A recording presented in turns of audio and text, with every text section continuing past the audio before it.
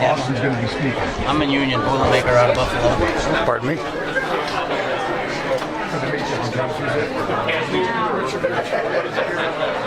I came for the fight. There was nothing else. Hey, we might have some mediums left. You get ahead of me.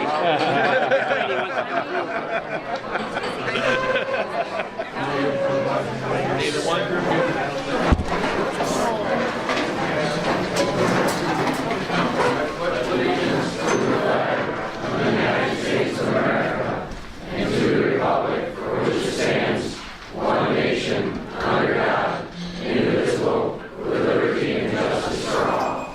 Thank you, everybody.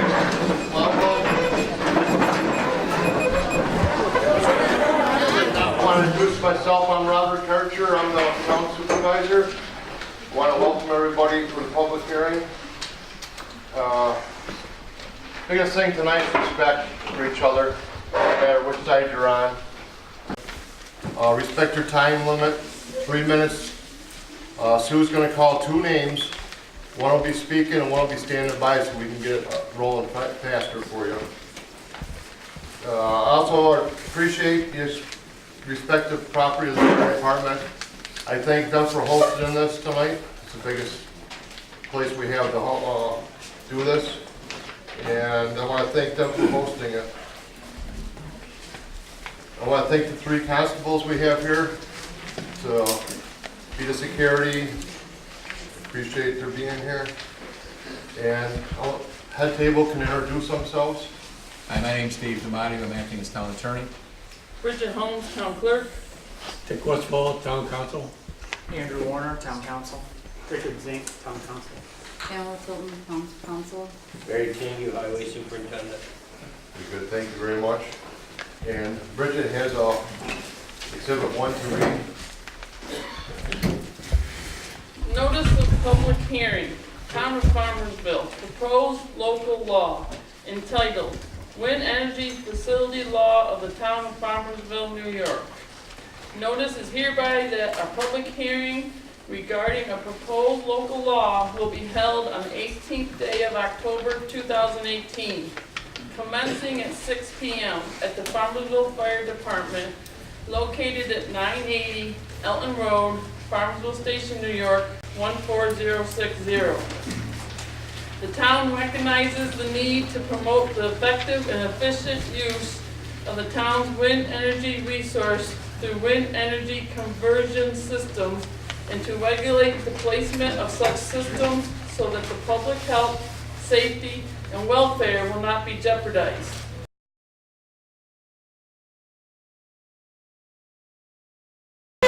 And as you come up here, if you would please, we have a stenographer. If you could look toward her as you're speaking so she can do her job, appreciate it. And we also have video and recording devices. And if we have a problem tonight, we're going to be escorted out. And there's not going to be, this is your warning now. And we will not tolerate any problems tonight. Do it like we did last meeting. It was perfect last meeting. So, Sue, I'll let you call your first 2. Thank you, everybody.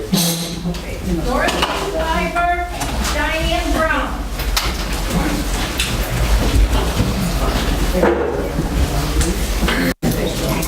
Dorothy, can you spell your last name for her, please? Sure. B-I-E-B-E-R. Dorothy. D-O-R-O-T-H. And if you've got something you're going to submit, you're not, okay. It's just notes. Yeah, if anybody's submitting something, if you've got 2 copies of it, keep one and hand one to me, because we're going to have it marked and made part of the record, so we have it going forward. So, just so you know, I'll try not to interrupt you, but I want to make sure I get your comments. Thank you. Go ahead. I am not against clean energy at all. But what I want to do is to make sure that the setbacks are appropriate. The 3,000 feet that we're asking for, I don't think is too much. And the decibel limit of 40 with less at night, I don't think is asking for too much. There are a lot of people in this town who do have special needs. One of them is my son. And in his mind, it's, well, I haven't heard it, so I don't know. Invenergy did offer tonight to take us up for a tour to see one so he can see what it's like. But I don't see that that is too much to ask for. You're supposed to be elected to do what the town, you know, as the town asks. And if the majority is for that, I don't see where you can be against us. Okay, thank you. Thank you. There's a mic there. Oh, I think you can hear me. Do you want me to use it? Yeah. Okay. Your name, spelling your last name, please. Okay. Diane Brown, BRLWN. Speak right into it. Okay. There you go. Closer.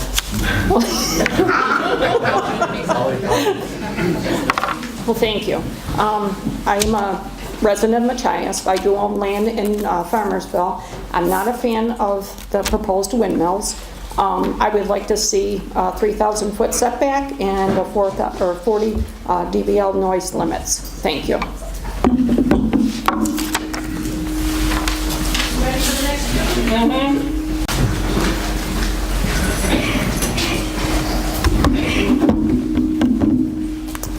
Ginger, G-I-N.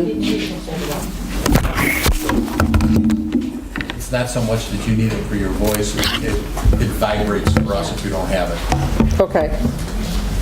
So Ginger Schroeder, S-C-H-R-O-D-E-R, and I'm a resident of Farmersville. Late last night, elders from our Amish community came to our home. They reported that Valessa Suter-Klein and Eric Miller of Invenergy had asked for a meeting with them yesterday.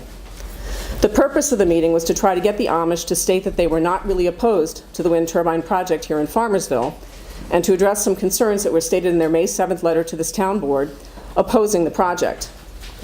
They found it very odd that Invenergy, despite meeting with them yesterday, did not tell them about tonight's meeting, and that they did not encourage them to come. They had not planned to attend tonight's meeting, but they were sufficiently concerned, and they wanted to make sure that you knew that they were still opposed to the project, regardless of what Invenergy might say. Last night they wrote a letter, which was signed by the elders of the community. We, the Amish community of Farmersville, consisting of 15 families, restate our letter of May 7th, which is attached. We met with Invenergy representatives Valessa Klein and Eric Miller on October 17th, and we have not changed our opposition to the wind turbines. The Amish alone here are more than 125 people that live in this town. That's more than 10% of the population. I have a package of letters that I would like to put into the record, which I will give to the town supervisor. They're emails that have been sent to me by people who could not attend the meeting, and I've copied them to be put into the record. This package has correspondence from the following residents and property owners: the Amish community, Melanie Brown, Bronwyn Loeb, Ann Satanovich, Russell and Teresa Mikulski, Bart Menegay, the Sprague family, Tom and Evie Reedhammer, Dr. Gladitu, Jerry Seward, Nicole Clapsaddle, Katarina Olison, Dolores and Paul Savage. And there's also a request in there for 3,000-foot setbacks and 40 decibels at the property lines from 20 more residents. Also included in that package are devastating letters from the residents in the town of Arkwright and Chautauqua who have had their 500-foot turbines go up operational in the past 6 weeks. There are other letters and a compilation of health studies. David Putney of Boulder Hill Road could not be here. He wants you to know that he's opposed to the project as well. And Susan Steele of Route 98 had surgery today, and she wanted you to know that she was opposed. I think that the behavior with the Amish highlights what's developed into what I think is a pattern of deception and mistruths from Invenergy. They know this project's in jeopardy. The county legislature's resolution to ask for the IDA to fully tax the project is fatal to this project. Valessa Suter-Klein met with the county attorney and told him that despite the legislature's resolution, the IDA was in favor of both this project and a payment in lieu of taxes agreement. At least that's what he told me. That prompted our citizens group to have a 5-hour meeting with the IDA last week, in which we were assured that that was not the case at all, and that in fact Invenergy had already asked for assurances that they would get a pilot and that the IDA would commit to them, but the IDA said no. We're not even going to talk about that until 1 year from now after Invenergy gets through the Article 10 process. I also think that Invenergy has been, is that 3 minutes? Can you wrap it up? You have You're putting words the same closing. Well, I just want to ask that we have 3,000-foot setbacks and 48 decibels, all at the property line, because I think that is this for the health, safety, and welfare of the residents. Your Exhibit B, okay? And do you have any idea how many pieces of paper in here? I'm taking... I don't, but I can count them for you if you like. It's okay. I'll take it as Exhibit B. Okay. And attach it. I'm sorry? Two numbers? It's okay. I did it. Exhibit 2. Sorry. Listen to what I say. Okay. Thank you. You're welcome.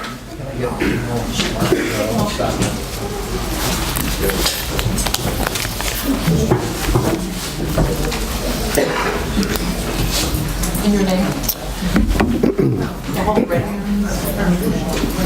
My name's Dan Mack. I have property in Farmersville and a resident. I am against the windmill project. I believe we need 3,000 or more feet setback from our property lines, 40 decibels or less noise levels, and I would hope this law is revised to protect us, our families, our health, and the welfare of everyone in the community and the wildlife. Thank you. Thank you.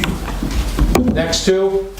Mark Beverly, Lois Lane. If you refer to it, it's Exhibit 3. Okay. Thank you.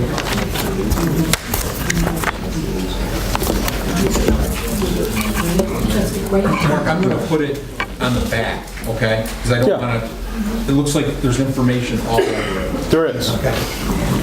Mr. Everling brought one for everybody. Not for everybody, but for everybody up here. Thank you. Sorry. I'm Mark Heberling, the president of Farmersville United. I declared this at the town public meeting back in May, 5 months ago. I stated that I represent a significant portion of the town residents. Some of these residents want to remain unnamed and will not speak or cannot attend due to their schedules. I will say that barely a week goes by that somebody doesn't contact me regarding this horrific industrial project. We are wearing green today because we want to keep our beautiful town green and not let it become an industrial waste zone. Nothing has changed with these residents. We still want 3,000-foot setbacks, property lines, maximum noise property lines capped at 40 dB, no shadow filter for non-participating residents, and property value guarantees. In a recent newspaper article, the town supervisor stated he's pro-resident. Really? How's this possible? No town officials tried to contact me, and I represent a good portion of the town's residents. I also stated that we're going to hold the town accountable, and we have. Freedom of Information Law requests have uncovered that very next morning after that May meeting, the town sent a list of everyone who spoke at that meeting and their addresses to an Invenergy for free of charge. Yet myself, I had to pay. Other freedom requests who are you guys working for anyway? Other FOIL emails show that the town officials have secret meetings and correspondence with Invenergy. It would appear that the town is acting as an agent of the wind company. Invenergy reps are big corporate pro-wind activists for multi-billion-dollar companies. They like to use misleading statements and deceitful tactics and will stop at nothing to get their way. The only thing green about them is the greedy money. At that May informational meeting, they had a farmer show up from Sheldon. He spoke of all the pros, but later he admitted he had turbines that Invenergy was paying him for. At this very meeting tonight, Invenergy contacted gravel pits and union halls offering food and t-shirts to flood this meeting, trying to mislead the town board and its residents. These groups just want short-term temporary jobs. They don't care anything about the long-term effects of the town. Protection of these residents or the devastation of the landscape, wildlife, infrastructure will affect generations. They do not live here. You do not represent them. Let's see. There are just a few of these misleading, deceitful things we have heard. They're not trustworthy. They'll put lipstick on a pig and say it's a beauty queen, but it's still a pig. Ask them why it is so great, and if it is so great, why aren't they going back to the town of Sheldon, expanding their project there, putting up bigger turbines? Surely if industrial wind turbines were so great, landowners would be begging for more. Wyoming County records show that 9 years before the project, only 40 homes were built. After the 9 years that project was built, only 15, a decrease of 60%. Thank you. Do you want to submit that, or? Yeah, I'm going to submit that. Thank you.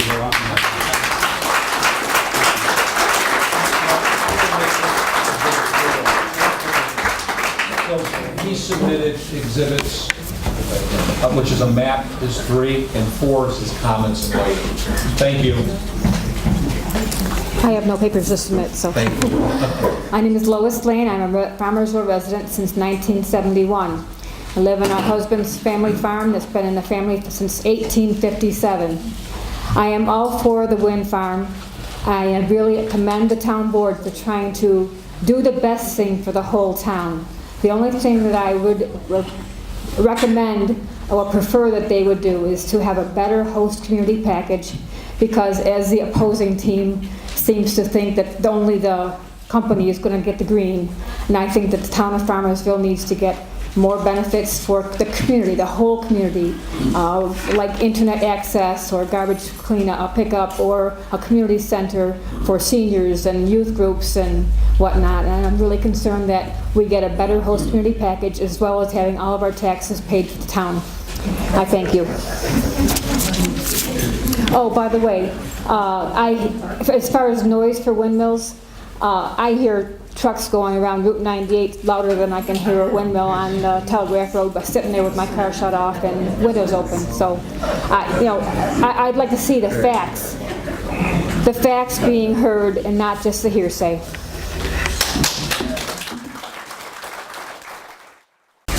Could you spell your last name for us, please, sir? Snyder, S-N-Y-D-E-R, William. I'm a hick from Western New York, and my property is over on Rawson Road and Hardy's Corners. And just a couple quick things. I'm totally opposed to the wind project, but I don't think the existing laws as written is tough enough, even though I'd like to see the whole thing go away. But I'd like to see the 3,000 foot setbacks. It seems to me that the governor and downstate politicians got together and decided that us hicks from upstate New York aren't smart enough to figure out things ourselves. So they decided to have a state law that they can supersede what the town does. And they said, we'll collect our tax money, we'll subsidize the energy company, and the energy company can buy off, pay off, I'm still using bad terms there, give money back to the residents by tax relief to the town. Well, it's our money. So we're paying for the energy company with our money to subsidize the taxes. They say that they'll create 11 to 13 permanent jobs. They will get millions in tax breaks for those 11 jobs. If we had a microbrewery start over in 98, there'd be more permanent jobs, and they'd be people from Farmersville, Machias, and Delavan. I asked the town board to protect our property values. You can't tell me if you put a windmill next to my property is going to be worth what it was today. There's no way. We need a tougher law, and thank you. Guys, I understand we've let both of you clap. There's a lot of you here. We want to make sure we hear everybody. If you can hold that, it would really be appreciated. And I understand this is emotional to you, but again, when one side claps, the other side wants to clap. Let's just be respectful that everybody's got an opinion. Your last name, sir? Rose. My name's John Rose. Can you spell that for us? R-O-S-E, just like the flower. I've lived here all my life. I've spent a few years living here. Closer. I'm opposed to it. I'm 100% opposed. I'm kind of biased. I'm opposed to it because I don't want to look at the damn thing. I don't want to hear them. I don't want to be anywhere around them. And just, this isn't the first time this has come up. isn't the first time that the town board's trying to dump on us. And I just don't understand, you should be working for us, not working for Ivor Energy. And I hope none of the town board has a vested interest in this, plans on making big profits off of it. Because I would think that that would come back to haunt them big time. That's all I got to say. Thank you.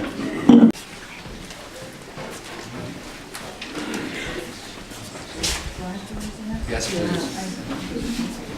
Okay, I'm Donna Bickman. Can you spell that? Bickman. I'm a resident of Farmersville for over 50 years. A county legislator, District 3, for almost 11 years. I have tried to be neutral, listening to both sides in this important issue. My decision as a legislator to support the resolution requesting the IDA to not give the pilot to Energy was made to benefit my county residents. It is my understanding this project will result in 11 to 13 jobs when finished. Not all in Cattaraugus County, but Allegheny and Wyoming. I support the IDA giving tax relief to businesses that can bring jobs to our county. You, the town board, too have an important decision to make. It is my hope you will consider what is best for all the residents of Farmersville, and remember, the decision you make can affect our children, our grandchildren, and future generations for many years to come. Thank you. You want that? If you'd like to give it to me, thank you. You can have it.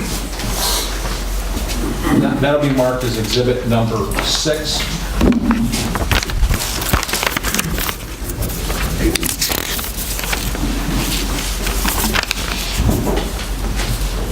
My name is Dorothy Lockridge, that's Lockridge,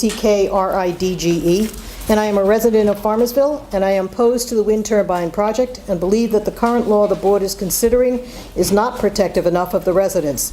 I believe we should have 3,000-foot setbacks minimum from all property lines and 40 decibels of noise at the property line. I've also been asked by a Farmersville resident who could not be here to read into record 3 minutes of excerpts from her letter to the town board. The full letter is in the package being provided to the board. Her name is George Irene D. Vladitu. Dear Town Board, I have owned 82 acres of land together with my family members in the town of Farmersville since 1959. We are plagued with an intruder looking to profit at our expense. The wind turbine company Invenergy, poised to significantly benefit financially from installing extremely large wind turbines in our town and offering financial compensation to what amounts to a handful of landowners in the town of Farmersville and surrounding townships without adequate protections in place for the interests of all citizens, their property in both domestic animals and wildlife. 2 such landowners or their relatives are established land leaseholders with Invenergy, happen to be municipal officers, Richard Westfall and Richard Zink. Both of these councilmen should recuse themselves from any vote by the town of Farmersville board having anything to do with wind development or wind laws, as they both or their relatives stand to gain financially from already established contractual arrangements with Invenergy. A quality wind energy ordinance must be developed for our town, and its main objective is to protect health, safety, and welfare of the community. This can only be accomplished if the key elements of this ordinance truly are protective to the health, safety, and welfare of the citizens of the community and their property. The following must be included. 1, an appropriate property value guarantee. 2, a 1-mile, 5,280-foot setback of turbines to property lines of neighboring properties. My letter has a short list of just some of the examples of setbacks for placement of industrial turbines in other areas in the country. 3,937 feet to 7,920 feet. Number 3, a 35 decibel acoustic limit, 24 hours a day, 7 days a week. The current tolerable decibel limit has been reported in a peer-reviewed journal and corroborated by others at 35 decibels. This limit, together with appropriate setbacks, is set to prevent the health symptoms caused by wind turbines. 4, appropriate environmental tests monitored by state agencies. No environment or health impact studies have been performed by anyone pertaining to this project. There are no results listed on Invenergy's website. I personally asked Gina Gasper at the Invenergy office in Arcade to find and provide them, and after searching, she wrote to me that she could not find them. This testing is essential not only for understanding of the effects on the live soil, but also a review of the impact of the proposed setback limits and preposterous 50 decibel limit. Thank you. Okay. Thank you. And that's in that blue packet? That's in that packet. Yes, it is. Thank And her you. name was what? George Irene George Irene. Thank you. Vladitiu. Oh, how do you spell that last part? Vladitiu? Vladitiu. Would have never got that. Go ahead, Bill. Ready? Okay, my name is Millard Brown. I live at 9362 Laidlaw Road. We have a 130-acre farm over there that's been in my family for well over 100 years, and they're still operating today. But the costs of everything, well, to start with, when I got discharged from the Army in 1967, we came home to Farmersville, started my own business there and ran it for 30 years. Retired in '99. Now things are getting tighter every year on the farm business, and so when I see this wind energy thing come along, I'm completely all for it, and I'm hoping to see it happen. I do happen to be on one of the lines that, as far as setbacks go, that windmill is within a half a mile of anything close by, so I don't see setbacks as any problem at all. So I'm hoping that the town board sees fit to get our wind energy thing going and make some money for the town. I'm also a life member of Farmersville Fire Department, and I'd like to think that the whole community will benefit from all the things that might be there for us. This will be all.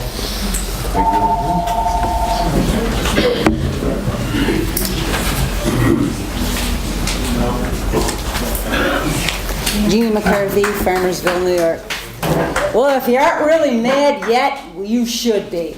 I have 4.5 years of college in speech pathology, nursing, and pre-med at Buffalo State and the University of Buffalo, respectively. So I know a little bit about the physics of sound and health. I have a PDF that I just gave to the board called Infrasound, Low Frequency Noise and Wind Turbines. Many other studies are available. Infrasound from industrial wind turbines is below the level of human hearing and is a compression wave that can travel for miles. Infrasound feels like a bass drum pounding in your chest.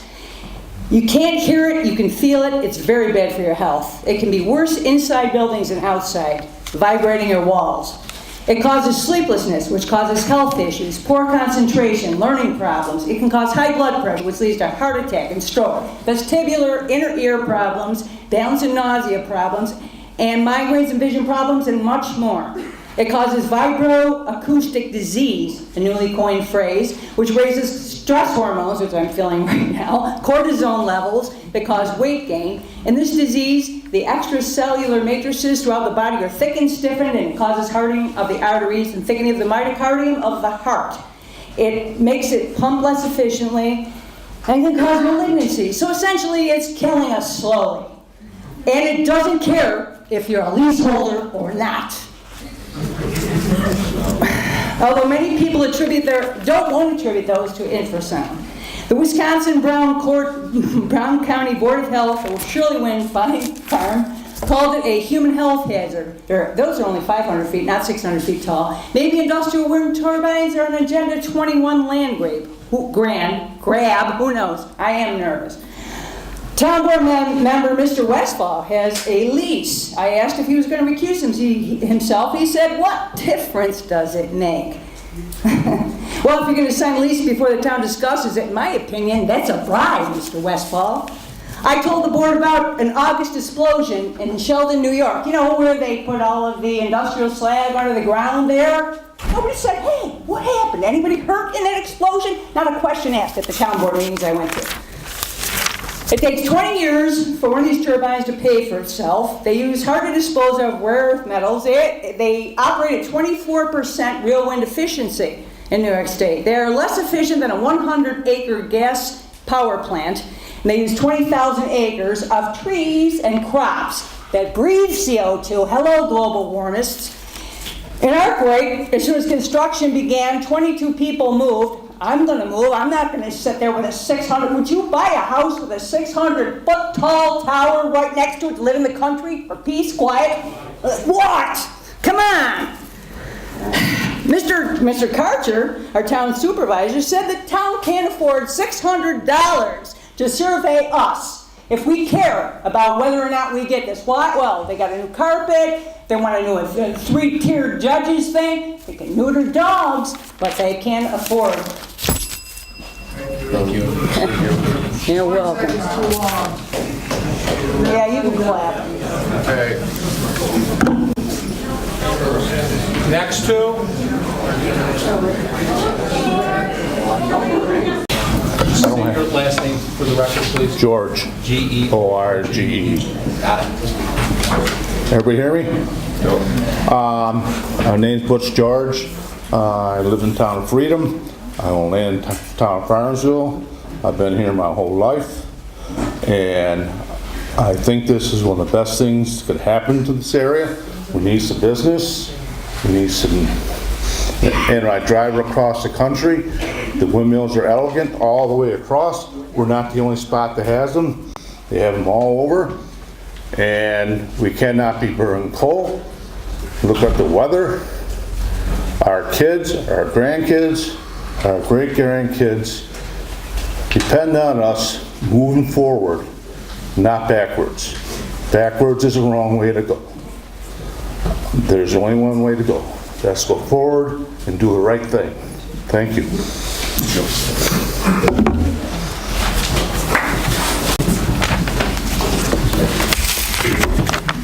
Hi, I'm Maureen Jessam.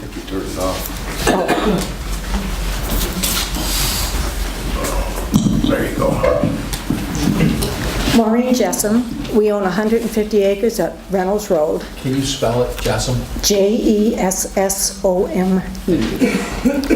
We're all for the wind project. We think it'll bring money for us. When we moved there, our taxes were $100 a year. They're over $4,000 now, just like everybody else's. And in our retirement, we couldn't think of a nicer project to have.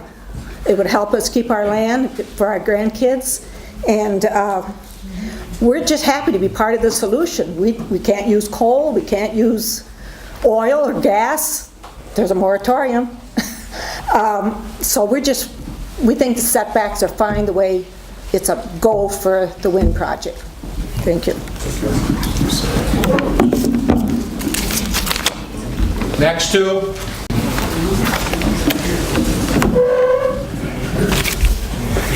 Hello, my name is David Hughes. I'll try and make this relatively short. Can you spell your last name, please? Hughes. Thank you.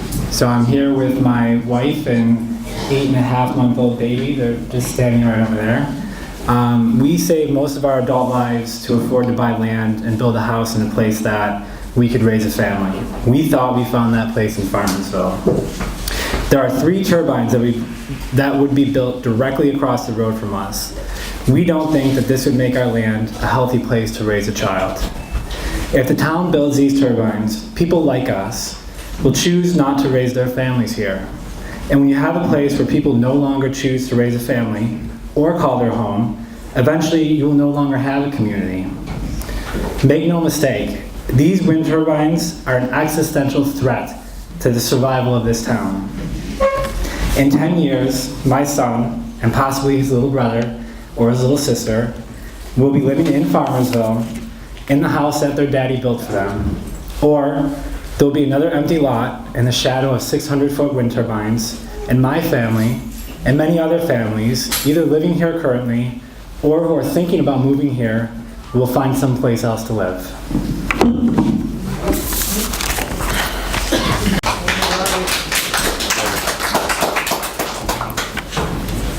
Okay, my name is Jim Shannon. I'm from Freedom. Okay, I used to be a teacher, so I put a little quiz together here. You don't have to answer, and if you do, you could get flunked out, so don't do that, please. I want to know which electric utility takes air, makes electricity, does not use our oxygen to burn, does not create CO1 and CO2 or sulfur as byproducts, does not create toxic gases or pollution, does not cause asthma or lung cancer, does not kill your children? Well, here are the answers, and you can answer. Coal-burning electric plant, windmills, or C, oil-burning electric utility. You can pick the one that you want. Okay, the other thing I have, and this may be information from Buffalo, but I had heard that the Tonawanda Coke plant was trying to buy land in our communities to open up because we have a lot of air. The Tonawanda Coke plant was thinking of buying in our communities, Freedom and Farmersville. That's fake news, folks. And if it came, I'd be out here with anybody who protested it. I'd be standing there with you. Okay, the next question, again, you do not have to answer. Which business utility meets OSHA requirements for hearing and safety without having to wear earmuffs? And the answers are oil, gas, electric generators, coal, electric generators, windmill generated power, or your riding lawnmower, which if you're within 100 feet of it is 70 to 90 decibels. How about a personal? You interrupted the last time I talked. Please give the courtesy. I'm an American. I live here. I serve my country. I voted for who I wanted. You voted for who you wanted. I expect a courtesy from you. It's dividing our communities. You can stand up for what's right, but you can't squash your friends. It's getting to you. That's why you had to speak up. Please address the board. Which utility will pay for the use of your air and give it back to you just as they received it? Oh, answers: windmills, coal plants, oil and gas plants. Think about it. The air comes through, the air goes out. It's the same air you had when you started. Coke plant, oil plant, not happening. Which utility business will pay farmers and homeowners to use their land? Will pay money directly to towns with windmills, not the rest of the county, to the towns that have the windmills. They deserve to get the bulk of the funds. Thank you. Next to.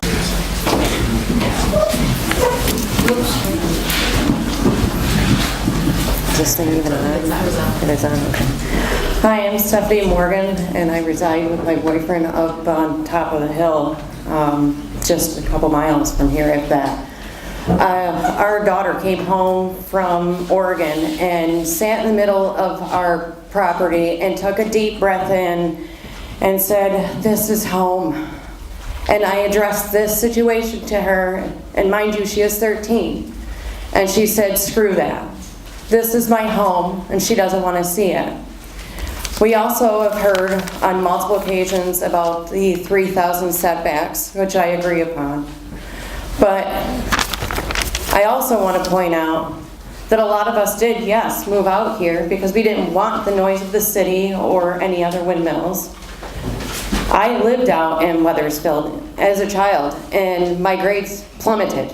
I was not doing good because I was seeing all these flickers and craziness going on, and I couldn't handle it. So I moved out in this direction in Freedom and did much better. So I moved out here with my mother, and it's beautiful out here. I was taking pictures, pulled over on the side of the road on the beauty that we have. And I'm going to quote a gentleman from a previous meeting that said, "You can't get any greener than Farmersville," which is true. Also, you talk about these flickers and the decibels and all this, lowering them and whatnot. Well, we're talking about people at first shift. Who else works second and third? They're going to be sleeping during the day. They're going to see the shadows going around as well. So we should consider that. I personally, Francis and I personally have 2 nephews that reside in Freedom that have autism.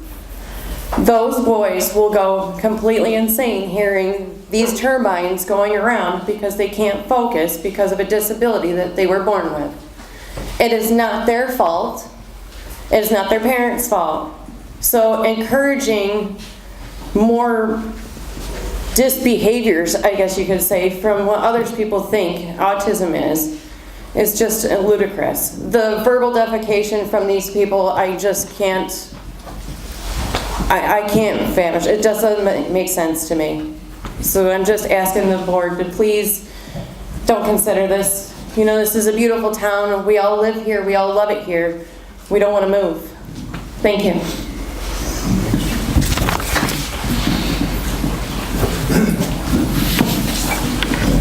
My name is Francis Lonsbury Jr. Most of you that know me as Pete. Lonsbury, spell that for us, please. Lounsbury. I came down to the last public meeting, asked the board directly, as did 90% of the people that I heard speak, for 3,000-foot setbacks from the property line so there is no trespass on our property. We asked for lower decibel limits, 40 decibels at the property line. You've all gone and written your law with a lot higher than that and a lot less. I don't know where you're getting who wants this, unless it's just you guys. I don't see it. I've listened to everybody in these meetings, and I'm seeing 80-90% of us want the strict laws on where these things can be placed. I won't tell you not to build them. I'm opposed to them, yeah.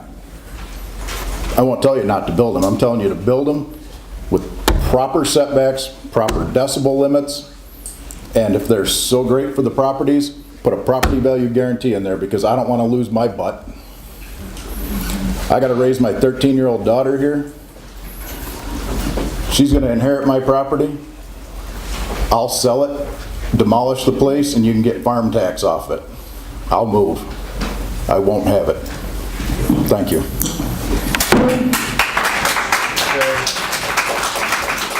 Two, please.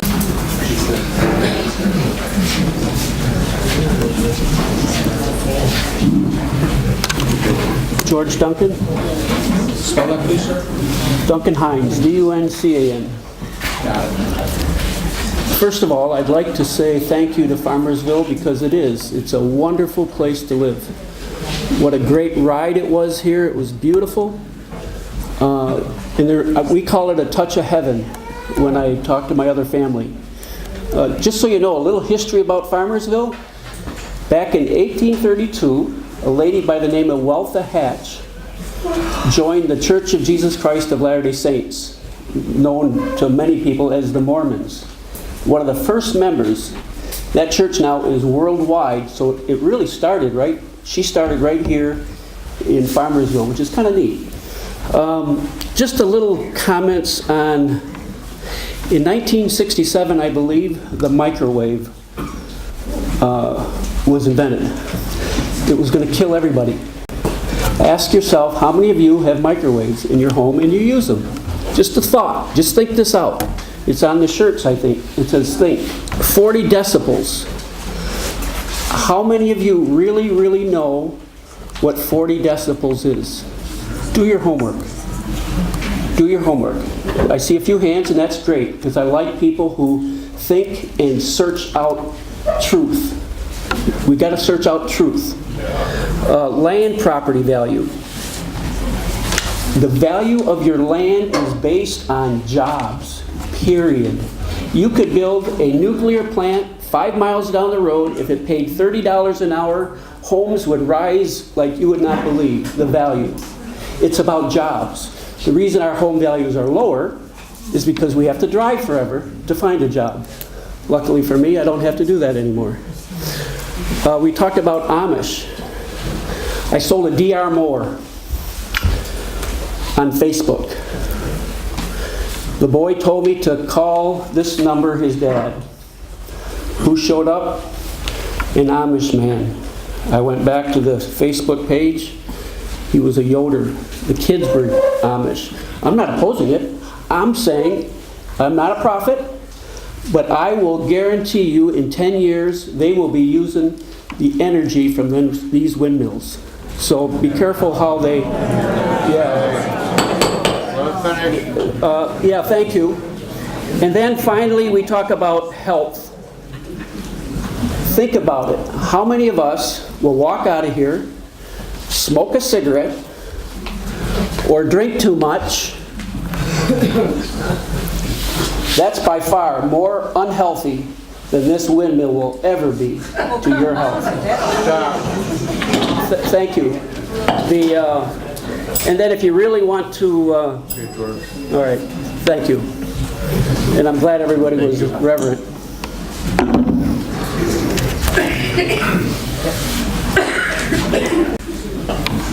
Kathy Kellogg, Kellogg, 2 G's, double good.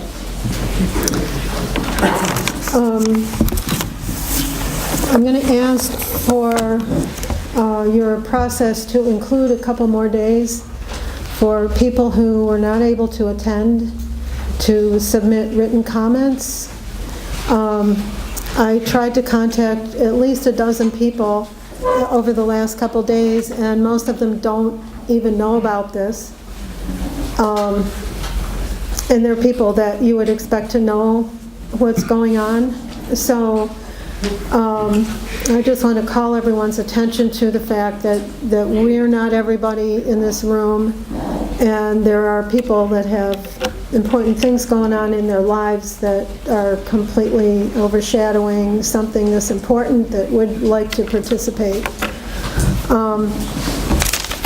So I'm going to lead the way and give you my written comments by mail or however you tell me to do that. But I will hopefully, and I also want to bring everybody's attention to the fact that I've noticed standing in the back, there's a lot more people outside, at least when I came in. I don't know if they know that they can sign a card and speak.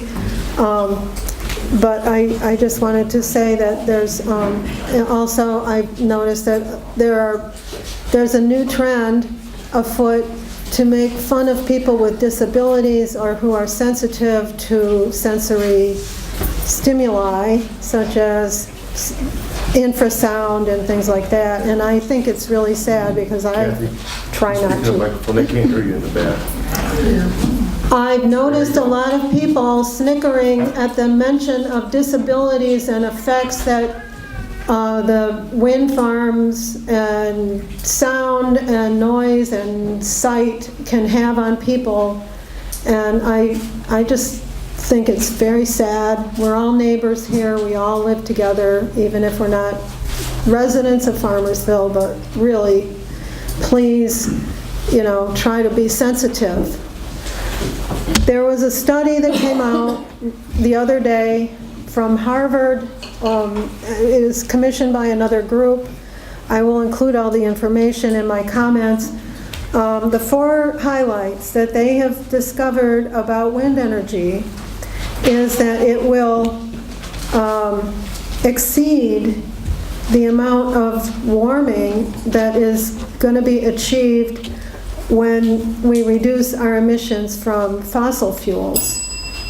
Let me just read these other 3 sentences. I'm sorry. 3 minutes, just like everybody else. You think 14 days is enough? Yes. To submit? Yes. Okay. Yes. Thank you. Good.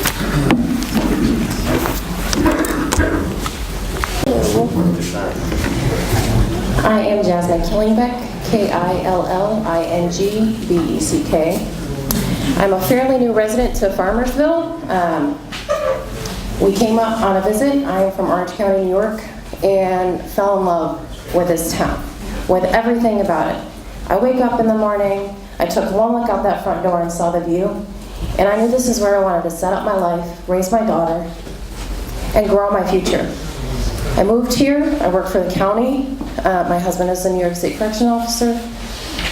Our whole life, our future is based here. I am not for this project, but at the minimum, I would ask that we please respect the 3,000 setback and the decibel level at 40. They will be in my backyard. I would really like the property line to be respected. I'm not a huge landowner. We are avid hunters. We lease property here. This is where we hunt. This is everything that we do that makes our life joyful and have meaning is here. And if these go up and those property lines are not respected and these setback limits are not respected, we will move. We will not have a future with this town. So please just understand. I just got this mailer on Monday. I had no idea. We are guilty of throwing things away and not being aware of what's going on. I don't know if that has to do with being a younger couple and still learning how to adult, but silence is not acceptance of this project. For a lot of us, we have no idea what is going on. We had no idea. I had no idea until I got this letter. Maybe I'm clueless, but please understand that silence is not acceptance, and please respect the property lines. That's all. Good evening, board. My name is Dustin Bliss, B-L-I-S-S. Live up over the hill in the town of Freedom. My wife and I own a dairy farm, milk 500 cows. We own and rent a lot of ground in the town of Farmersville. I am for this project. I understand there's a lot of split opinions here. I'm neighbors and friends with people that don't agree with me. I respect you for your opinion, but I'd like the town board to hear mine. I grew up in the town of Eagle or Bliss. My father also has a farm, and he now owns property with 11 wind turbines on the property. I can speak from experience the financial benefit that the town has experienced from that. The revenue from the windmills exceeded the budget the first year that the windmills started paying to the town.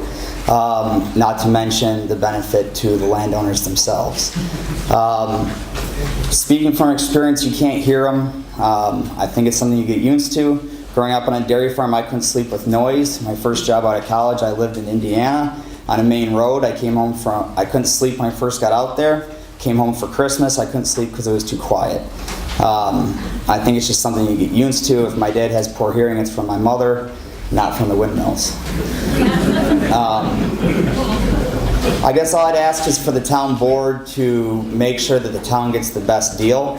I think that some of the stipulations that some of the groups against the project want to put in place are just to kill the project, and you should keep that in mind.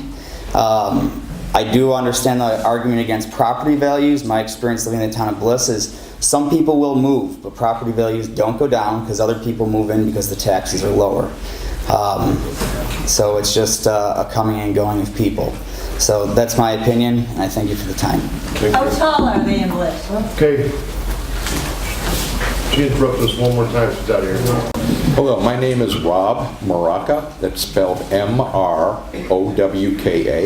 I'm a resident of Machias, and our property is within the analysis zone for this project, and theoretically dozens of turbines will be visible from our road.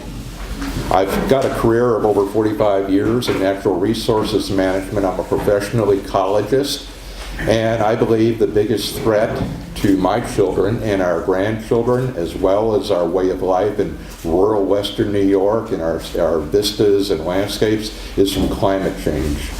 I believe that fossil fuels must be eliminated and phased out as quickly as possible, and that we must shift over to renewable energy.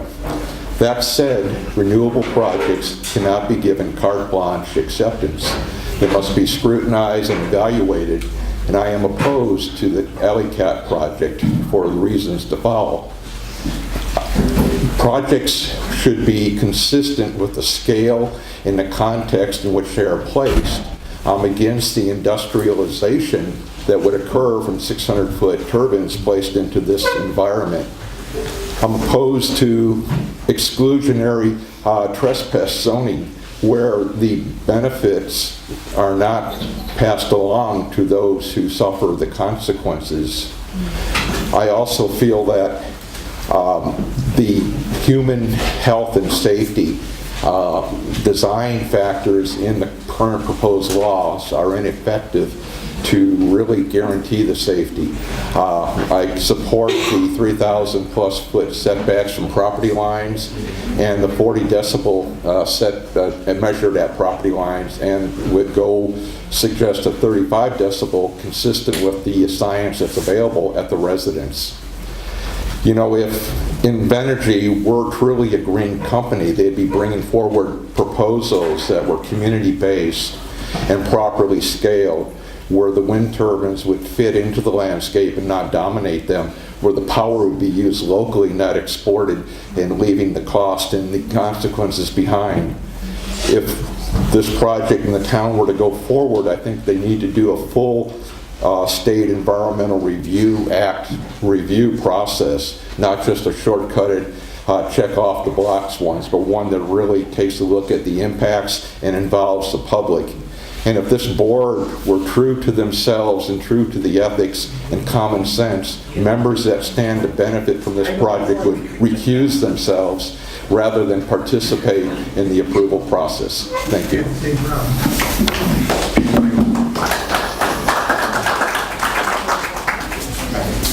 I have a couple things I'd like to hand to the board. I've got many copies. You want to pass it up? Actually, do you have one of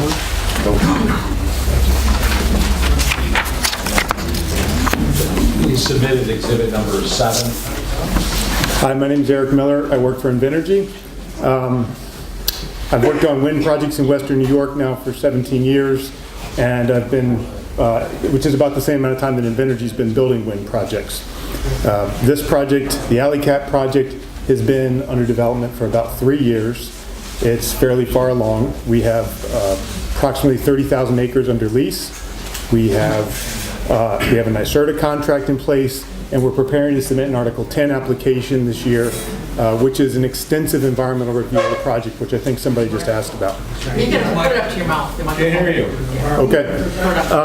Hopefully by now people are familiar with the $7 million per year that we've tried to, get out there. That is money that would be paid to the towns, the counties, the schools. That money goes to landowners, and it also would go to salaries of people that would work at our operations and maintenance building. These numbers are not based on hearsay. They're not things we looked up on the internet. These are things that are based on our experience building these projects and land contracts and post-community agreements that are in process. Now, some people have asked, what does the town do with that money? Honestly, that's not our call to make. That's up to the boards, but in a lot of the places that we have worked, the boards have chosen to reduce taxes. This is a real opportunity for the town of Farmersville to cut taxes. And the sheet that I handed out shows what towns have done in other places. The town of Eagle cut taxes 100%, Sheldon 100%, Orangeville 100%, Weathersfield, different numbers out there. They're somewhere between 50 and 70%. We could go down this list. Not all of them have cut 100%. Some of them have chosen to cut 50%. Maybe it's they had road needs, but bottom line is towns are using this money to reduce taxes. And it's happened in other places, and it can happen here. There's a lot of information that's been said, and I can't even begin to counter some of it. Let me take one item. There's been a flyer that we've seen that's been mailed out to people, but apparently people who are opposed to the project. It says that this project would only pay people $330 per person in the town of Farmersville. That's the opposition claim.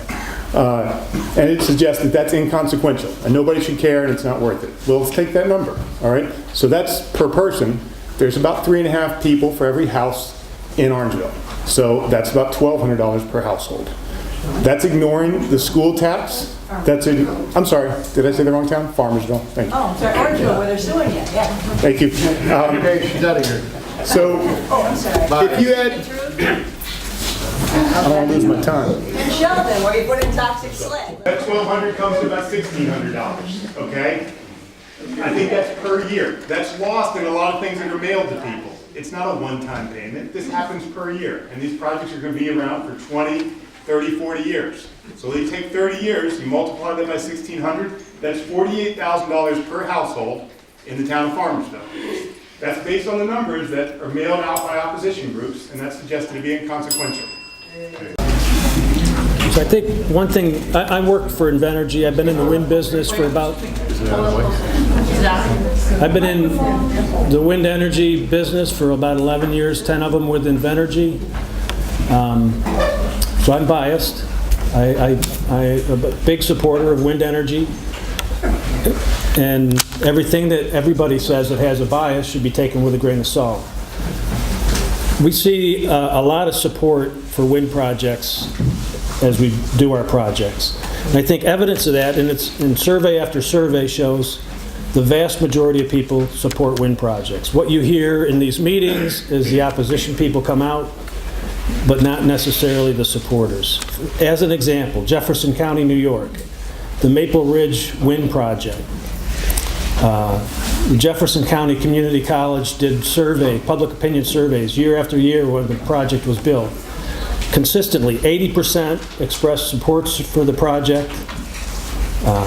About 10 to 15% expressed that they didn't care, and the rest were either mildly opposed or opposed. There aren't many things you can get 80 or 90% of the people to agree upon.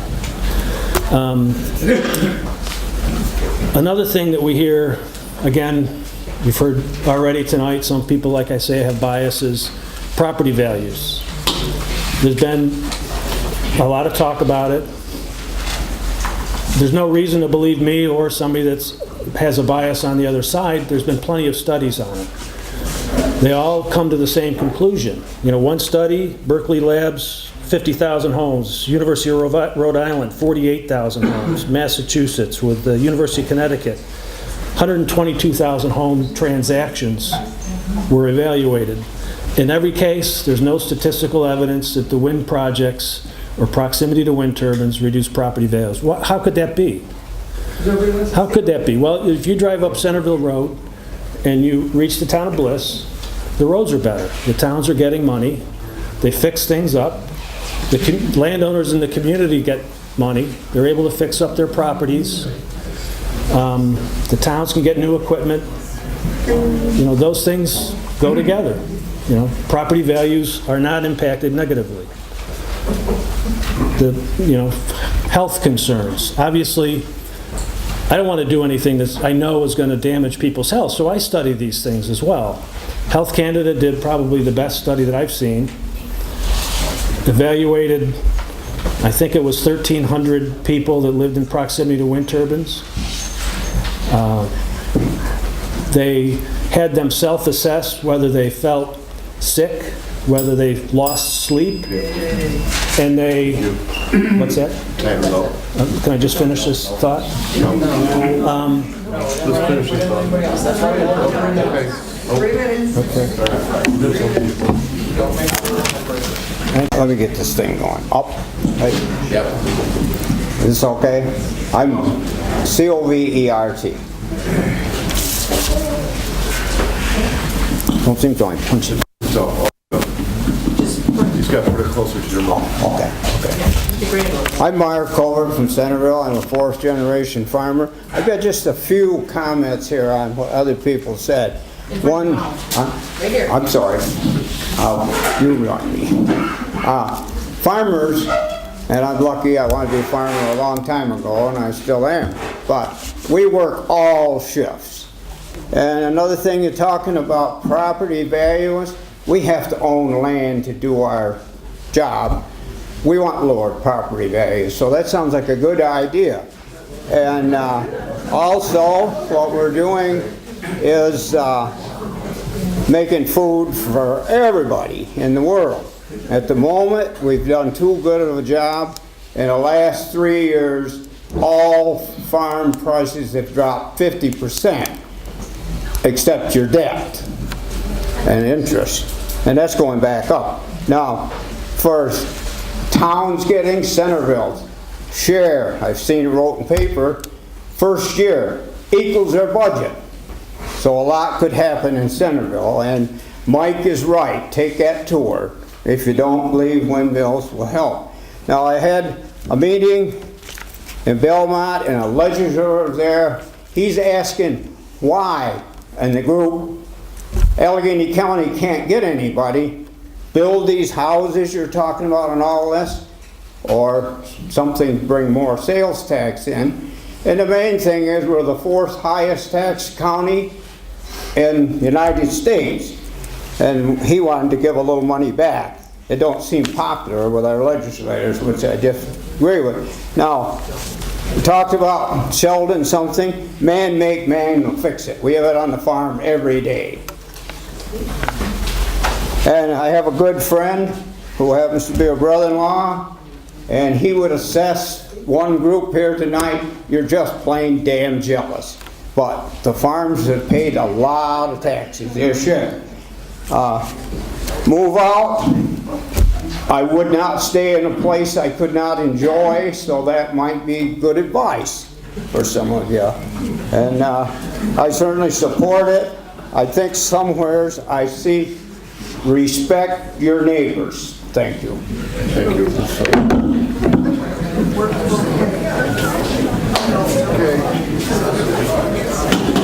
Roll down. My name is Kevin Clapsaddle, C-L-A-P-S-A-D-L-E. And here I am again asking you, the town board, to make the right decision. For a reasonable setback, not 900 feet, 1.5 times the tower, that's like right on top of your property line. The danger zone, that's half of the danger zone set by the windmill manufacturers. And 50 decibels, I feel is a little loud. Even people previously in favor of wind power, once operational, said it was way too loud. 600 feet tall, standing just 900 feet from my property line, where I hunt, where my grandkids play and explore and pick berries, is just not acceptable. I believe it's a minimum of 2,000 feet and a 40 decibel is not unreasonable. I wish you'd just listen to your taxpayers and protect the whole property that I pay my taxes on. With the overlapping zones, I have half my property that's going to be constantly under the thump and the sight of windmills on a daily basis. And I spend a lot of time here. I plan on retiring here, but it's just something I don't want to have to put up with. If I don't enjoy the property, and I've been here for 25 years now, it's really hard to leave. I can't leave. My kids are growing here, my grandkids are growing here. It's not something that I can give up, but I just want it to remain enjoyable and not be angry and have to look at these every time I come down here and be in a pissy mood and not enjoy it anymore. It's just not what I bought it for, and that's not what I invested all my time coming here for 25 years for. Thank you. Thank you. 2 more. Lori Fisher. Good evening, I'm Lori Fisher. I'm the town supervisor for Franklinville, and I represent your neighbors. Our town is not in favor of this wind turbine project. We passed a resolution supporting the county's full taxation of the project. That being said, tonight I'm going to provide comments on the environmental significance of the proposed law pursuant to Article 8 of the State Environmental Quality Act. The Farmersville Town Board acknowledged that adoption of their proposed local wind law would be a Type 1 action for which a significant impact is presumed to be likely. The board must therefore demonstrate that the potential impacts of the proposed local law are so insignificant that dispensing with an impact study is warranted. However, to my knowledge, the board provided nothing indicating it ever looked at the consequences of industrializing the entire town and much of the surrounding area. Wind turbine manufacturers recommend a safety zone of 1,200 feet to protect people from blade parts and ice that can be thrown from moving wind turbines. But the town has chosen to allow turbines within less than 900 feet from property lines. Wind turbine noise levels travel farther distances, and the town has chosen to allow noise levels that the New York State Department of Environmental Conservation considers intolerable in quiet rural communities. The Department of Public Service requires the visibility of wind turbines to be studied at least 10 miles away from any wind energy project. However, the town has chosen to leave visual impacts unregulated. The town seems not to care whether the property values are affected. Seemingly have done no homework at all. The town thinks it needs only to complete Part 1 of an environmental assessment form. In August, the town submitted the proposed local law and Part 1 of the form to the Cattaraugus County Board, which, by the way, rejected the submission. The county said that before it would review the proposal, they must provide all 3 parts of the form and more information about the potential impacts. The town's previous wind law applies until it provides more information, according to the county. The town did ignore the county and continues to present the same local law proposal in the same incomplete form. The town believes it can get away with this on the authority of a 2006 court ruling called Batavia First. Apparently, the town's attorney has not read the entire case, but ours has. In that case, the court only approved an incomplete assessment form, or Part 1, because the town provided to the county the underlying application and supporting studies, reports, maps, and plans it used to study the impacts. No court in New York has approved submitting Part 1 of the form without such evidence that the town actually studied the consequences of its actions. Accordingly, if the town continues to decline to study the consequences of this local law, it will be unable to adopt a new law, and the old law remains on the books. Completing Part 2 of the environmental assessment form would answer a series of questions concerning the project's range of possible environmental impacts and whether those impacts can be mitigated or reduced. I would just like to say to Rob, do your best job. Thank you. We got exhibit number 8 being marked as evidence. Hi, my name is Denise Willard, W-I-L-L-A-R-D, and I live in the town of Freedom. I'm here to read from some people from Farmersville, but before I do, I actually was supposed to have 3 windmills across the road from my property until Invenergy called neighbor 1 and told neighbor 1 that neighbor 2 had signed with them and they should too.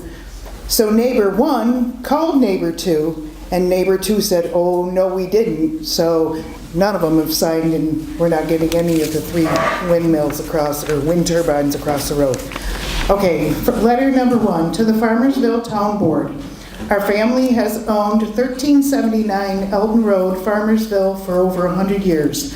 Our great-grandparents were drawn to the land for its agricultural opportunities and thrived with their successful cheese business with the railroad. Subsequent generations have remained in the area for the beautiful scenery, peace, and quiet. The proposed wind turbine law would shatter centuries of pastoral land and tranquility. We expect that you, the town board, will fulfill your duty to town residents to protect and preserve our town. The outrageous wind turbine law proposed by Invenergy is bullying the predatory. Do the right thing and reject this law. Instead, adopt a protective law requiring 3,000-foot setbacks and property lines and from property lines and only 40 decibels of noise. That's from Melanie Brown, Esquire, and Brownwin Loeb, PhD, and I think it's in your packet that Ginger gave you. Number 2, I would absolutely be at this meeting if I weren't flying to Florida the very same day. I am completely opposed to the wind turbines set for Farmersville. If for some reason they should pass, I would ask the town board to protect us with a law that would set the decibel noise limit to 40. Of course, that would be 24/7, and to protect the property lines with 3,000-foot setbacks would also help. Our town board has to pass the laws to protect us, we the people who depend upon them. And, can you say her last name? Silvanovich? Yeah. Okay, number 3, to whom it may... Her last name? C-V-E-T-A-N-O-V-I-C-H.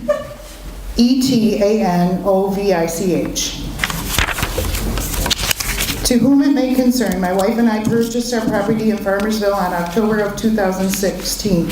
We love the peaceful and quiet setting that we are in.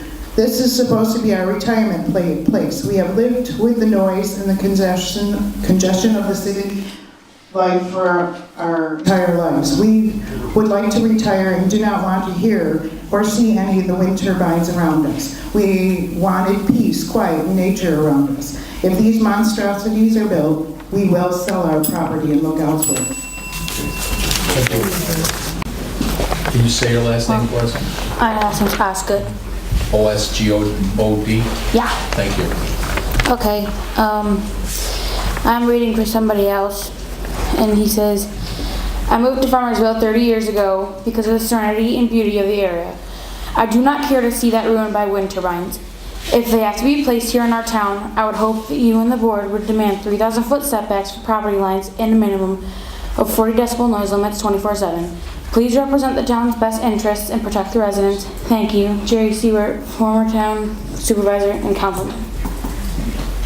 I think, yeah. S-E-I-W-E-R-T.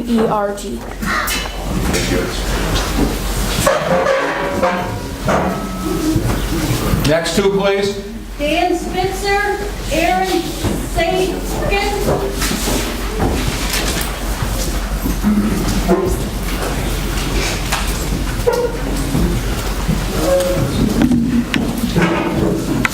evening to the honorable members of the board. By the way, before we start, I might suggest if there are still people outside, there's some empty seats, maybe you can let them know and they can come in. My name is Daniel Spitzer. I work for the law firm of Hodson Ross and I represent Invenergy. Microphone, please. Yeah, speak it. Yeah, put microphone closer, please. Okay, how's that? Better. All right. Perfect. It's a great honor for me to be here on behalf of my client, Invenergy. For those of you who don't know me, I have probably worked on more wind farms than any other attorney in the state of New York. I have represented municipalities and developers, pro and con. I'm the only attorney in the state of New York who's defeated a wind farm in court, so I believe in zealously advocating for my clients. I think it's very interesting, a lot of what we've heard here today, especially since this board hasn't yet voted on any aspect of any wind law. And I've been listening to you be criticized and your integrity challenged and all these things you've done, when in fact, you've had more public hearings than any other town I know of on this issue. You've had open efforts, you've extended the time for people to comment, and you've gone out of your way to get the facts. And that's what I really want to urge you to do. I can tell you from someone who has seen and been with more wind farms, if you haven't visited them, go do them. Look at the actual truth. These communities that have wind farms have benefited from new snowplows and new roads to lower taxes. These communities are better off. That's why some of the communities in the North Country where we've saved farms are now welcoming their third wind farm. They not only have no local tax, they have no county tax because they pay every resident's county tax. Those are real benefits to the people who can't afford to buy country homes with their money that they earned from their legal practice like I've been fortunate to do. This real savings and real benefits to the people of Farmersville. If you go and you talk to the folks in the neighboring communities, you'll hear how these projects have improved their communities. You can hear the impacts yourselves, you can try them out, but get all of the facts.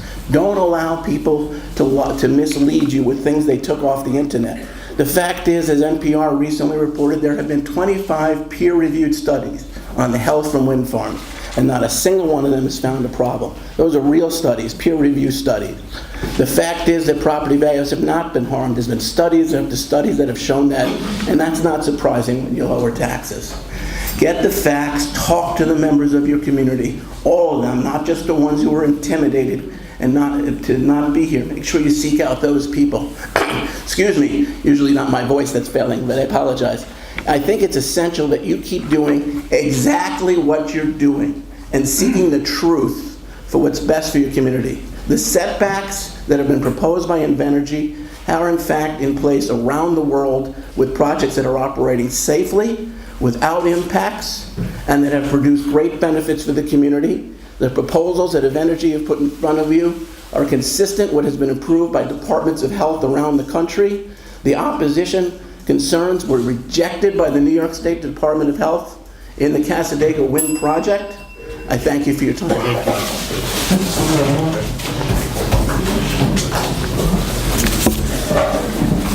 And thank you. My name, members of the board, is Aaron Saykin, spelled S-A-Y-K-I-N. I work with Mr. Spitzer for the firm of Hodgson Russ, and I too have the pleasure of representing Invenergy. Thank you. I just want to make a couple of points and to pick up on where my colleague left off. First of all, I think we all agree here, everyone agrees that we want a safe project. It is in no one's interest, and no one here wants a project that is unsafe. I want to talk specifically and very quickly about the setbacks and why we're seeking a setback of 1.1 of the tip height. This is not a number, as Mr. Spitzer mentioned, that's simply pulled out of a hat or is random. This is consistent with what all the other towns and communities are doing. That is a fact. It's also consistent with the experience of this company and everybody else in the industry and how they're doing this. That's also a fact. It is consistent with the science and the analysis. It is not based on hearsay or innuendo. And I implore this board and also members of the community, when you make the decision, and it's not an easy decision, you're trying to gather all the facts and information, do so based on the facts and on the science, not on hearsay and what people say. There are a lot of people that are trying to get folks riled up, and I believe information that is completely inaccurate is being spread. We heard medical claims from folks here that I candidly don't even know how to respond to because they're so off the wall. Look at the facts, the studies, the science, the Department of Health. Anything bigger than the 1.1 setback is not going to make the project more safe. What it is going to do is it's going to reduce the number of turbines. And what happens when you do that? There are fewer benefits that the community can enjoy. Less money comes in, fewer jobs, less construction. People here, I think, are supportive of this project because of the benefits for farmers, for the benefits for the community, for the benefits of people who are looking for work.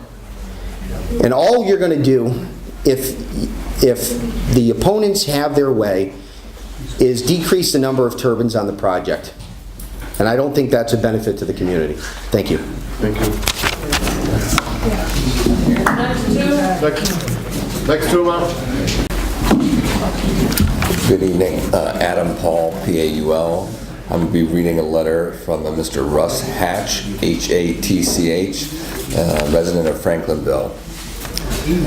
Dear Town Board members, I am Russ Hatch. I live in Franklinville. I wanted to go on the record as opposing the sitting of a publicly funded wind turbine farm in Farmersville, Freedom, Centerville, and surrounding areas as proposed by Inventor Energy. Excuse me. Your communities, you have been targeted because you are without the protection of zoning laws. I also understand that Albany has decreed that the entire DEC and Socorro process be set aside regardless of these far-reaching project impacts. I impose the project for all the negative impacts historically identified as being associated with wind turbine farms. High initial cost, impact on natural aesthetic beauty, wildlife, land disturbance, and remote locations, diminished assessed valuations on neighboring properties, and noise pollution. I oppose the public funding through taxation on all property owners to benefit very few host land owners. The fact remains that energy costs to all will not decrease. From my home, the beautiful natural vista of the Northeast will forever be lost. I oppose the project for the permanent disturbance to the ground caused by sitting wind turbine towers. It can never again grow a tree, produce a food crop. I'm calling on each of you, elected members of the Farmersville Town Council, to adopt a local law that includes good neighbor, best practices for the future sitting of any wind turbines in your jurisdiction. Significant setbacks from property lines, many thousands of feet, and decibel limits less than 40. Selflessness creates good and strong communities, and selflessness tears them apart. Specifically, I'm asking that you establish minimum property setback distances of 3,000 feet and require maximum allowable noise levels at the property lines to 30 to 35 decibels, generally accepted by research not to cause human health issues. Thank you for your kind attention and consideration. I remain respectfully yours, Russ Hatch. Thank you.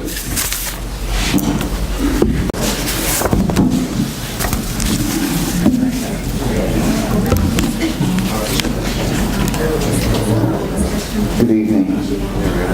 Randy Lester, Freedom. I also happen to be the town supervisor. Is that L-E-S? L-E-S-T-E-R, yes, yes. As the town supervisor, several months ago I received an email addressed to myself as well as the town clerk that says, please forward this to all town board and planning board members.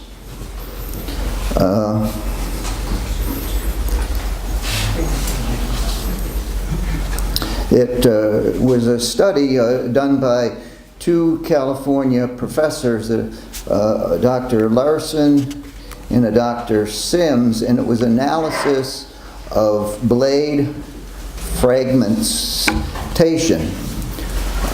It was sent to, it was also, and I'll read this verbatim, I have come across a study in regards to the importance of appropriate setbacks and noise limits.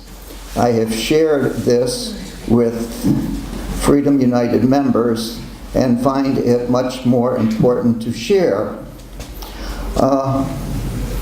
I did some due diligence and did a review of it and came up with a number of things that were not within the report. The two professors who had authored this had withdrawn the report. The report was also based on data which was 13 years old, and it was based on windmills that were installed in Europe 10 years before that. And the report was never intended for commercial windmills, but simply, but some people opposed to windmills are still using it. Apparently one may be Freedom. I did a request that the sender retract the report from circulation. I received a reply which said, I can use anything from the internet. They did no research, no confirmation, and just circulated that out to numerous people, and I'm sure a number of you have that report probably in your hands. We need to get the facts. There's all kinds of stuff out there on the internet. You can go and do the dancing and pull up stuff, and you can find just about anything you want, but you need to determine if it's true. Hi, my name is Stephanie Milks, MILKS, 15-year resident. I am here in support of our neighboring Farmersville residents who request further setbacks of at least 3,000 feet to first and foremost protect their property rights for the safe use of their property, reduce the effects of noise and flicker, help preserve property values, and the risk of ice throw in our snow country. I also ask that our neighbors who have signed for turbines support their own neighbors' simple request to preserve their investments and the hard work they have put into their own homesteads, and require further setbacks to help us preserve our property values, respect our property rights, help us continue to enjoy flicker-free properties, preserve the rural conditions we moved here for, and the risk-free winter activities. I am in support of rural neighborhoods free of industrialization and individualization. I encourage the Farmersville town to support their own neighbors who live right here in their hometown over strangers from Chicago who will take our tax money without paying their fair share of taxes and ride off into the flicker-free sunset. I also have a letter from Tracy Wood in Freedom, who's out of town due to work obligations, and wanted to state our opposition to the project and how it is being implemented, and I will present that to you.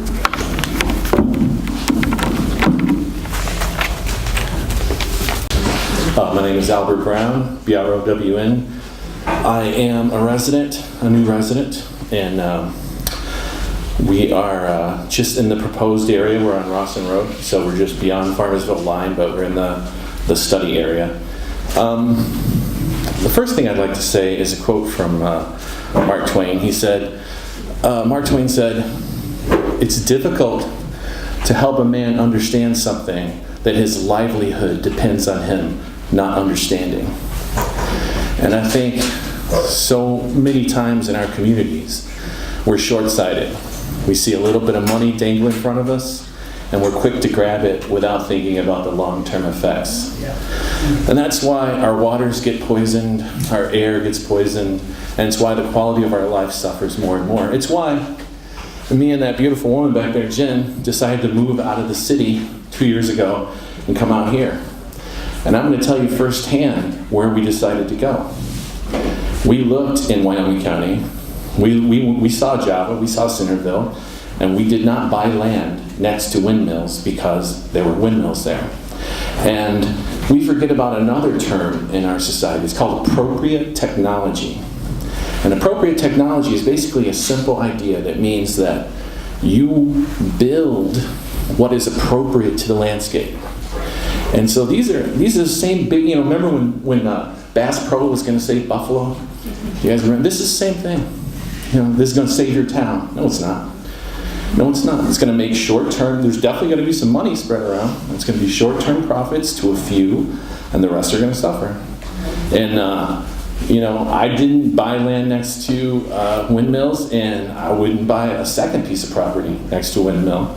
I've talked to 3 people, and these lawyers want to come in here with that slick, sweet tongue and tell you just how awesome it is, But I've talked to 3 people who live next to windmills who can't sell their property.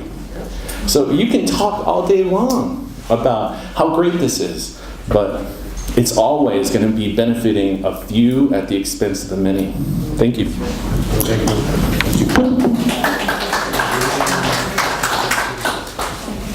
Your name again, sir? Chuck Wright. I'm sorry. Chuck Wright. W-R-I-G-H-T. I'm just here. I'm not a resident. My family does own property on Reynolds Road. I'd like to state that I am opposed to it, and have a few things I'd like to say, regarding some of the stuff that's been said tonight. First of all, you listen around, and there are documented health things that are directly caused by the windmills. So, why is it even being brought up here, or even being allowed to be debated, that we should allow these windmills to go in when if they're causing health problems for the residents? Why do we take money over the health of our residents? The other thing too is, from a professional standpoint, so I'm a local AV guy. I install sound systems, internet, television systems like that, and I've actually worked directly with Invenergy and the Noble Wind Farm over in Bliss to overcome problems with signal for free over-the-air television service. So you have these things come in, as they rotate, they cause problems with the free service. So you get your local television station from an off-the-air antenna, right? So what they end up having to do is they then come back through and have to deal with each and every townsperson where the signal is being interrupted by the wind turbine. So they'll come back, they'll either offer them some sort of subsidy, or they'll pay for TV service, something like that. So but what I hear going around tonight is mostly that the people that are pro wind turbine are pro because they're getting paid. Right? So if that's the mentality, sure, I'm getting paid too, so why wouldn't I be pro wind turbine, right?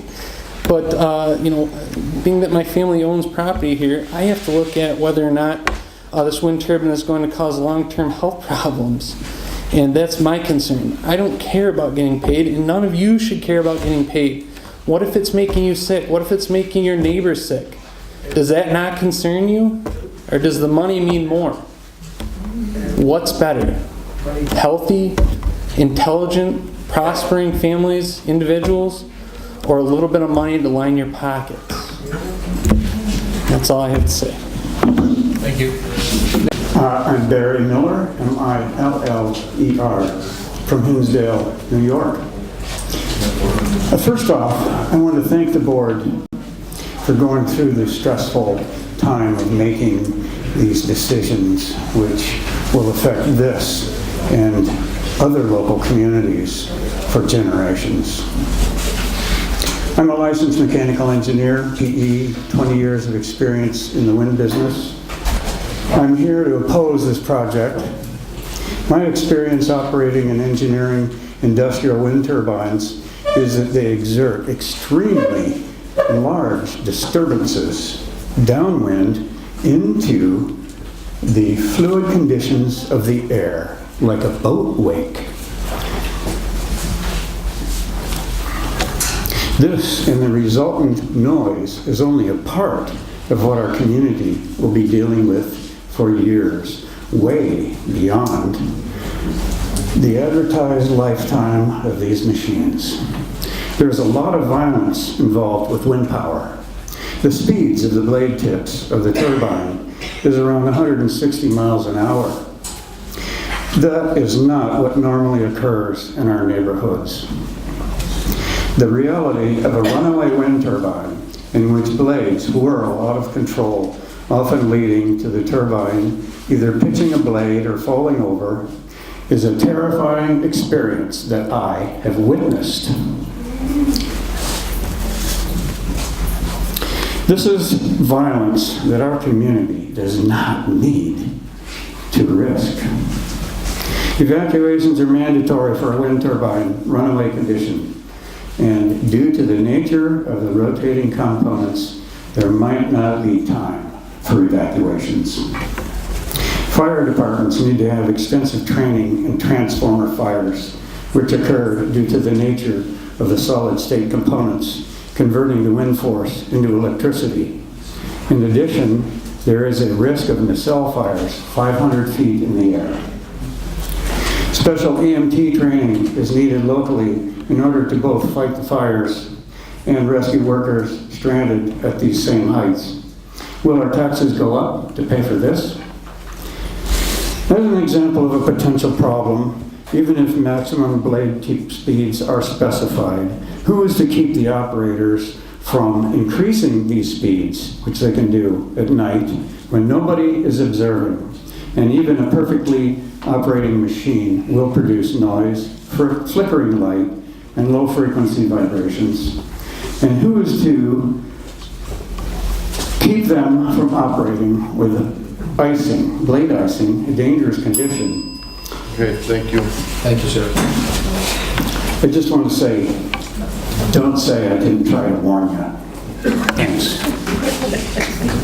Hi again, I want to thank the board for listening to us. I know this is not easy. I'm Barbara Diskin. I live from Hinsdale. I guess I could say I'm your neighbor.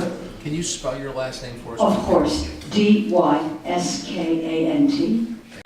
And I'm your neighbor, and if they go in here, first of all, I care about my neighbors, and second, if they come in here, they're probably coming to me next. So I have an interest in this, even if I don't live here right now.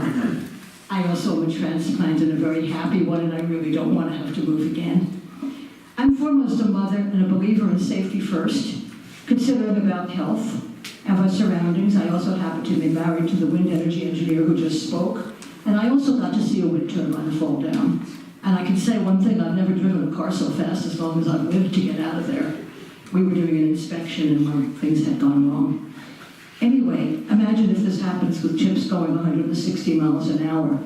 Yes, the risk is low, but it is finite, and we need to consider that. In addition, the blades produce flickering lights at sunrise and sunset. They disturb the residents, and many feel it's dangerous to health as well. The noise is disturbing. I know I can't be in a wind farm more than about 20 minutes before I have to leave. And there are low-frequency vibrations on the side of the towers, disturbs the peaceful landscape. If we wanted this kind of stuff, we could move to New York City. I'm not against wind per se, but they need to be sited by a responsible company in an area where no one's impinged on it. When there's profit at stake fueled by government subsidies overshadows the concern for a community, and that it's an unsuitable place for the wind farm, it's the duty of the governing board to please not allow it. Tell them to go somewhere else where it is suitable. Not invade another community, but go somewhere where it's suitable. And finally, I wrote this sort of poem, I guess. Do you want your home surrounded by an ugly flickering light? In the hours before sunset, in the dawn's early light? Do you want a nasty rumble drowning out the summer breeze or the sweet song of the robins as they soar among the trees? Do you want some ugly eyesore sitting right there on that hill? Then say yes to the windmills. You'll get all of this, you will.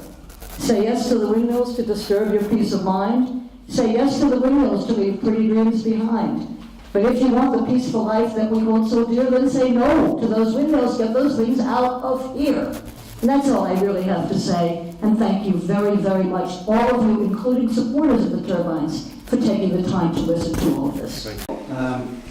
My house sits abandoned now. I had to move away because of the health effects wind turbines are having on me. Every muscle in my body locks up, seizes up. The pain is unbelievable. When I see little children in this room tonight, I dread to think that happening to them, doubling up on the floor, screaming in agony. These were wind turbines, 2,500 feet away, 400 feet high. So don't tell me they do not have any health effects.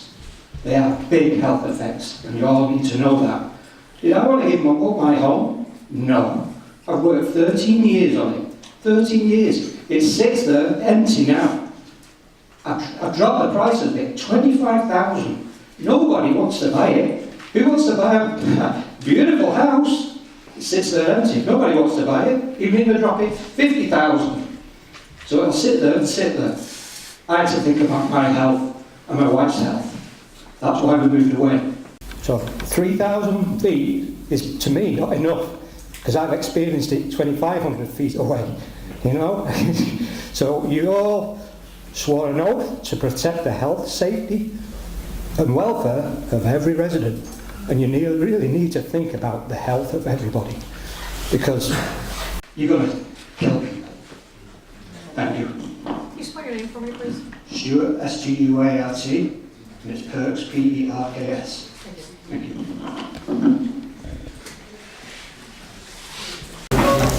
I just moved back into this area. I was here last year. But I am from Canada. I am familiar with the Canadian laws and the Ontario government. Just like the states, the Democrats and the Republicans, we have small voices up there, but it's the conservatives against the Democrats. And I'm going to give you the facts and not the stuff that you heard about Ontario and about the Premier Ford, who is a big joke. I won't say any more about that or politics, except that the Ontario government was supported by the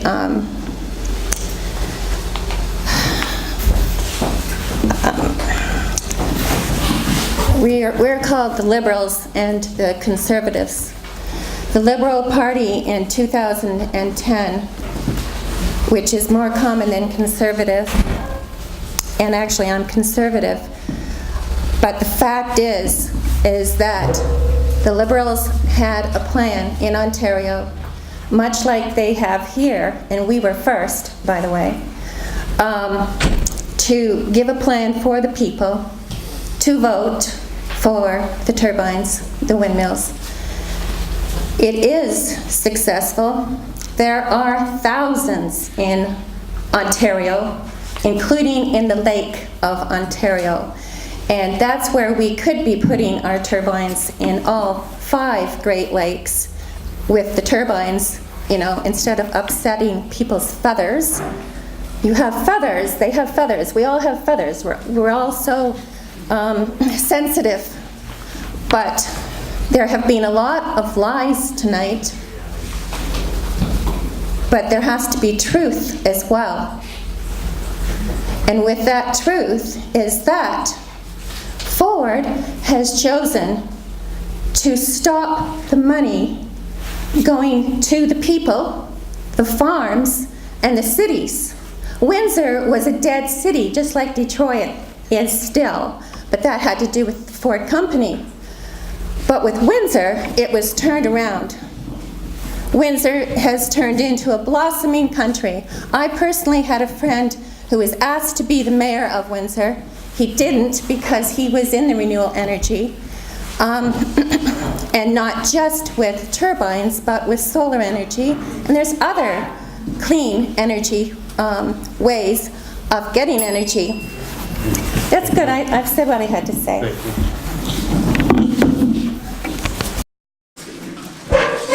State your name, spelling your last name for the record, please. My name is Tom McHale, MC-H-A-L-E. Thank you for letting me speak. I understand both sides of this. I work for the laborers union. I represent over 150 members that live in and around the scope of this area for the project. Invenergy has made a commitment to use local people on this project. These jobs are construction jobs. A lot of people think they're temporary jobs. They're not temporary jobs. There are jobs. We move from one project to the next project to the next project. So when the project ends, maybe our job there is over, but we're moving on to the next project.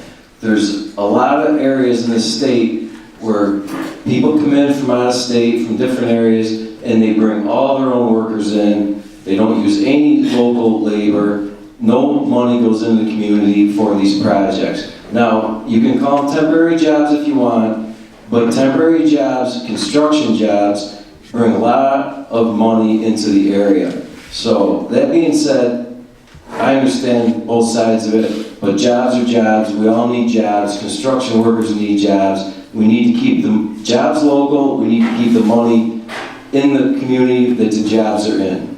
Thank you for your time. Hi, my name is Jamie Lawrence. I actually... Lawrence. There you go. Lawrence. I've actually been involved in the deregulation of electric and gas in New York State since 1994. I'm well versed in green power, solar power, hydropower, biomass. They all have fossil fuels. They all affect your environment. I'm not here to tell you what to do. I do oppose them. For 15 years I was in the... I'm here today to read a letter from Susan Wood, the supervisor in the town of Hopkinton. And she writes, as the supervisor of a small town like yours, and just having gone through the application process with a wind developer, I've been following the proposed project in your town. Let me state that when I was first approached, I was very much for the project. I was excited to hear that our town could get some much needed revenue. As time went on, I found out that the developers were working each board member separately, as well as visiting me during my evening office hours. I attended a presentation in the neighboring town where a family from Vermont spoke about having to abandon their home and move due to health issues that developed after being surrounded by wind turbines. It affected their children and their way of life. After this presentation, I began to wonder who was telling the truth about the projects. Pardon me. Based on the information that was given, I started visiting other towns that already had projects. In one town, I went door to door, stopping at several places to speak with residents and received a lot of feedback. A supervisor did say that if he had been aware of the 500-foot towers were going to be much noisier than the 400-foot turbines that had been built in a previous project in a neighboring town, he would have changed the setbacks. By the way, their setback is only 1,800 feet. He also stated that their setbacks from roads have more or less eliminated any future home development because people would not build that close to these turbines. The council member took us to his son's home, which had towers around it. It was a bright, sunny day with no wind. The blades were turning, and you could hear them. We then went to a home where the owners had signed a good neighbor agreement, which in essence waives the setbacks established by the town. They admitted that they did this because months of extreme family pressure so that their in-laws could have lease for their turbines. They were promised by the company that the turbines would not in any way be a problem for them. They then took us for a walk on their property, and we saw towers that were placed almost on the border of their property. In fact, one 500-foot turbine was only 400 foot from a lovely little cabin they had built in the woods. Their homeowner's insurance went up to $900 a year because of the close proximity of the turbine. This tower was extremely loud. The property owner relayed information on how the noise exacerbates medical issues. One of the requests that we got early on. Yep. Further comment. Just 14 days seemed like a reasonable period of time to the board, or 21 days, just so we can, again, get written comments. Is this Exhibit 10 or is this part of yours, Ginger? No, I'm sorry. Is it separate, not yours? That is from Sue Wood, who's the town of Hopkinton supervisor. She sent me an email, so I printed it and put it in your packet. It's in the blue packet. It's in the first packet you handed me? I believe it is. Thank you. I believe it is. You might want to take hers just in case. Okay. We've got a mark tonight 9 exhibits at this point. As I've heard from the board, they're gonna try to keep this open for 14 more days. Your next board meeting is when, Bridget? 19th of November. 19th of November. So, you know, if it comes in probably before the 19th of November, get it in within the next 14 days. I don't know that we'll be making a decision on the 14th of November. Again, we're about gathering information. I think some of the greatest comments tonight were get all the information, seek as much information as possible, and that's what we're endeavoring to do, and we appreciate everybody providing their views on this, being respectful to one another, and getting this forward. Again, you got 14 days, get us what you've got. We'd love to be educated by you. Thank you. If you need a card with the town address on it, or my email, I have 2 cards up here. The proposed local law calls for stricter regulations regarding wind energy facilities. The existing local law 1 of 2009 states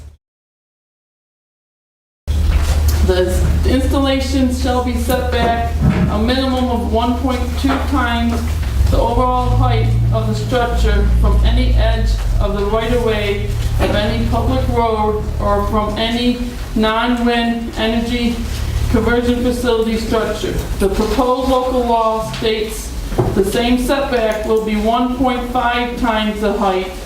Local Law 1 of 2009 requires a minimum setback of 1,000 feet from the nearest off-site non-participant residence.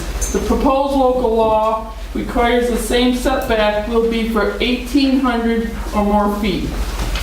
The proposed local law also requires setbacks from structures visited daily by 1 or more people or any above-ground utilities unless waived by the utility company. Existing local law 1 of 2009 has no such provision.